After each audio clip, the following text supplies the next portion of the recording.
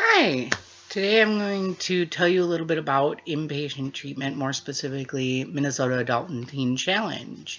I'm going to talk about a little bit about their statistics, what their program is, where they get their numbers from, and the reasons why inpatient treatment has a lot of downfalls to it. So let's start with what the program is. So, according to Minnesota Adult and Teen Challenge's website, they claim to be a short and long-term Christian faith-based program that takes place in a controlled environment with 24-hour staffing, 6 days a week of programming. And the programming can last anywhere from 14 days to 13 months. Wonder what you can accomplish in the 14 days. But why that doesn't work? So, this works while the client is in the facility. But when the client goes, it doesn't allow for the client to reassimilate back into society where they face their real life challenges, such as old friends, the stresses of life, family, and work, mental health issues, stresses like that.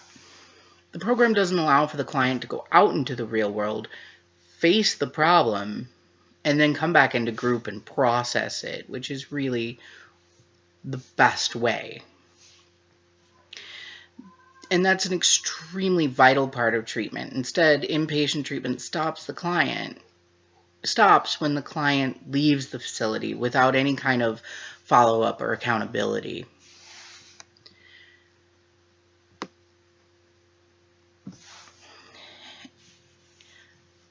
Also, in the program, when I was there as an intern counselor, they give the client a binder filled with useful information, with skills and process group notes and things like that. The problem is they don't tell the client how to use these skills in real life situations, nor do they process these situations in group because they haven't had them yet, so there's nothing to process.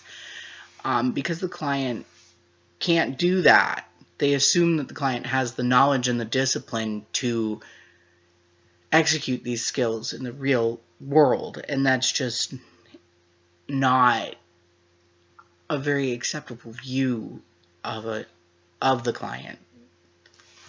Because if they could do it on the outside world, they wouldn't need treatment, would they? Now that I've told you some bit about the program and some of the downfalls of it, let me talk about how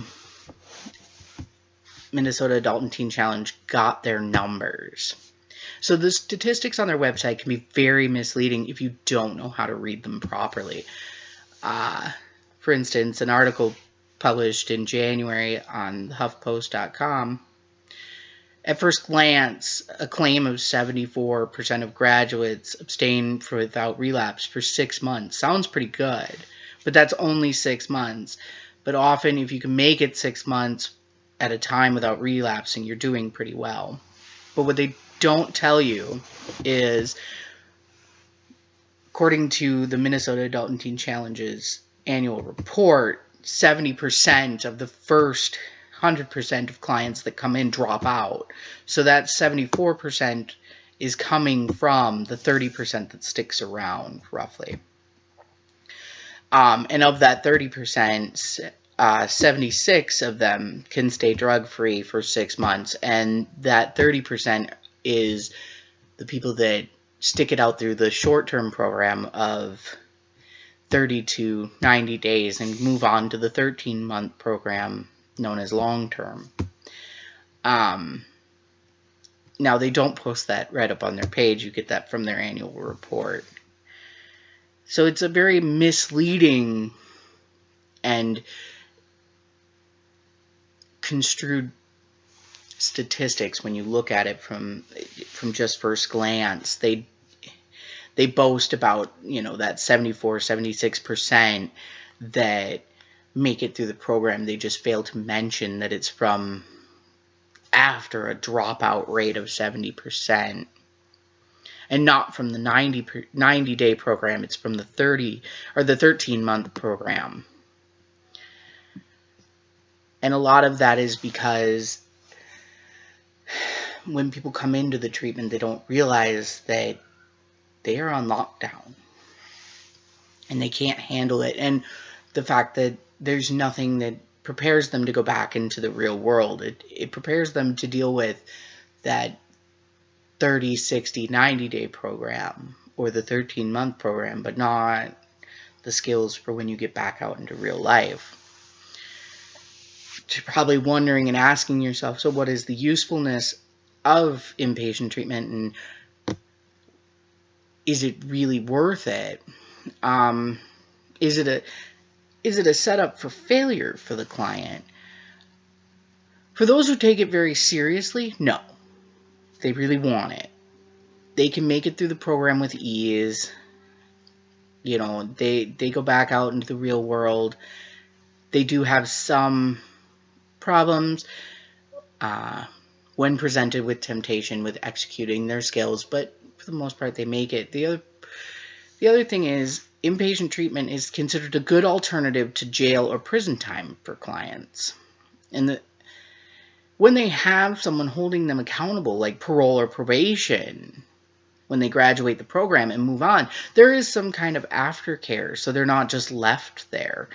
You know, after they leave the doors, they have someone that holds them accountable, and that is the key to success.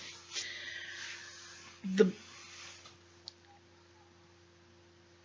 anyone who actually wants inpatient treatment, or treatment in general, the best route for them is usually a long-term outpatient treatment, because they won't be around a bunch of people, from my experience, that don't want to be there, which is very detrimental to treatment and recovery itself and sobriety in general, because you can't force it.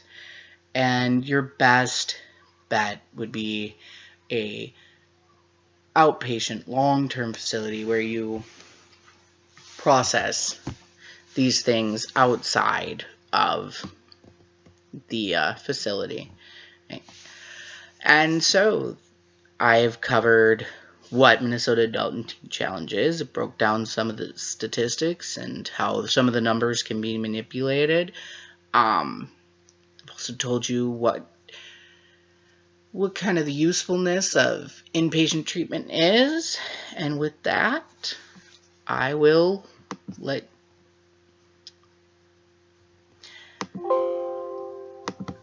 you digest that.